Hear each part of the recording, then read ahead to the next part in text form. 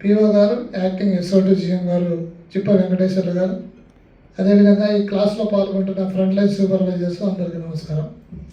మీ అందరికీ తెలిసిందే, ఈ ఇండస్ట్రీకి ఏదన్నా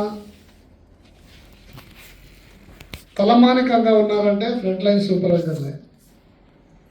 ఫ్రంట్ లైన్ సూపర్వైజర్ లేకుండా ఎప్పుడు కూడా సింగరేణి అభివృద్ధి బాటలో పయనించడం చాలా కష్టం. మీ రోజు చాలా గొప్పది.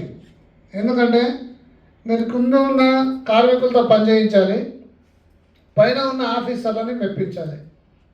పైన ఆఫీసర్లు ఏదైతే మనం పని నిర్దేశించి ఒక ప్లానింగ్ చేసి దాన్ని ఎగ్జిక్యూట్ చేసి మాకు ఈ విధంగా పని కావాలని చెప్తారో దానికి కింద ఉండే పని విధానంలో ఉండేదానికి చాలా తేడా ఉంటుంది. మీ అందరికీ తెలిసిందే. మనం పైగా వెళ్ళి ఒక 2 గంటల్లో పని చేసుకొని ఇట్లా రావచ్చని కార్మికులకు చెప్పి పంపిస్తాం. లోపలికి వెళ్ళిన తర్వాత ఏమైంది, లోపలికి వెళ్తే పరిస్థితులు అట్లా ఉండవు. అక్కడ ఏదో అడ్డాలు ఉంటాయి. వాళ్ళకి కావాల్సిన పని చేయడానికి సామాన్లు ఉండవు, వాళ్ళకి కావాల్సిన టూల్స్ ఉండవు, అక్కడ పరిస్థితులు అనుకూలంగా ఉండవు. కానీ అది పని చేయించాలి, ప్రాబ్లం ఏమి ఉండదు. ఇంజనీరింగ్ సెక్షన్ ఉంటుంది, లాంగ్ వాల్లో అట్లా చూసుకుంటారు. కానీ సెమీ మెకనైజ్డ్లో మీ పాత్ర ఇటు సేఫ్టీయా అటు ప్రొడక్షనా అనేది రెండింటికి అర్థం కాకుండా ఉంది. మీరు సేఫ్టీ చూస్తే ప్రొడక్షన్ పడిపోయింది, ప్రొడక్షన్ చూస్తే సేఫ్టీకి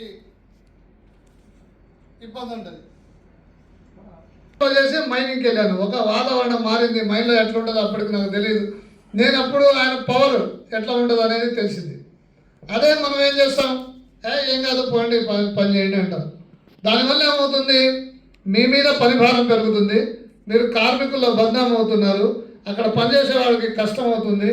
ఇవన్నీ కలిసి ఉంటాయి. దీంట్లో ఎంతమంది మ్యాన్ పవర్ వస్తే అంతే వర్క్ పెట్టుకోవాలి, పెట్టుకొని అదే పర్ఫెక్ట్గా చేయండి. మన సేఫ్టీ డిపార్ట్మెంట్ మీటింగ్లో కూడా నేను అదే 4 బళ్ళ నుంచి తీయాల్సిన ప్రొడక్షన్ 8 బళ్ళ మీద తీసి 4 బళ్ళ నుంచి చూపిస్తాను.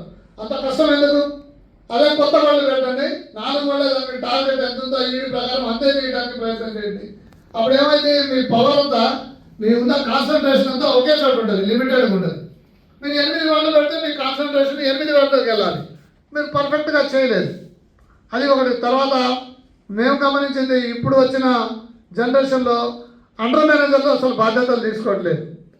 మీరు సేఫ్గా ఉంటారు, ముందు సంతోషంగా ఉంటారు. మీరు సేఫ్గా, సంతోషంగా, సెక్యూర్డ్గా నేను డ్యూటీకి వెళ్తే హాయిగా పని చేయగలుగుతాను అని ఒక ఫీలింగ్ వచ్చినప్పుడు మీరు ఏదైనా చేయగలుగుతారు. అప్పుడు అది ఇండైరెక్ట్గా ఆ ఇంపాక్ట్ కంపెనీ మీద పడింది, మీరు ఎఫెక్టివ్గా కంపెనీకి పని చేయించగలుగుతారు.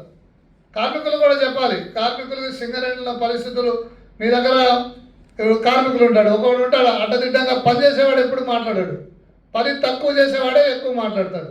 వాడిని కూర్చోబెట్టి చెప్పాలి, బాబు ఈ సిచ్యువేషన్ ఇట్లా ఉంది, ఇది ఉంది, నువ్వు చేయాలి, చేస్తేనే కుదురుతుంది, లేకపోతే లేదని చెప్పాలి.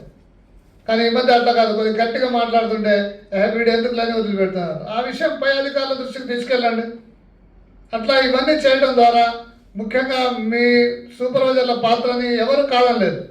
అన్నిట్లో ఎక్కువగా కష్టపడేది, తక్కువ లాభాలు పొందేది సూపర్వైజర్లే. జీతం కూడా ఉండదు కనీసం. నేను అందుకే చెబుతా, ఉంటే జనరల్ మజదూర్గా ఉండండి, లేకపోతే ఆఫీసర్ కండి. ఆఫీసర్లకి కష్టాలున్నా కనీసం జీతం వస్తుంది, కొంత ఫెసిలిటీస్ అన్నా ఉంటాయి. మనకు అది కూడా లేదు. అదే బి గ్రేడు, అదే సి గ్రేడు, రిటైర్ అయినాటికి ఏ గ్రేడో A1 గ్రేడో వచ్చి దిగిపోతాం, అంతకన్నా ఎక్కువ ఏం లేదు. కాబట్టి మీ పాత్ర చాలా ముఖ్యం.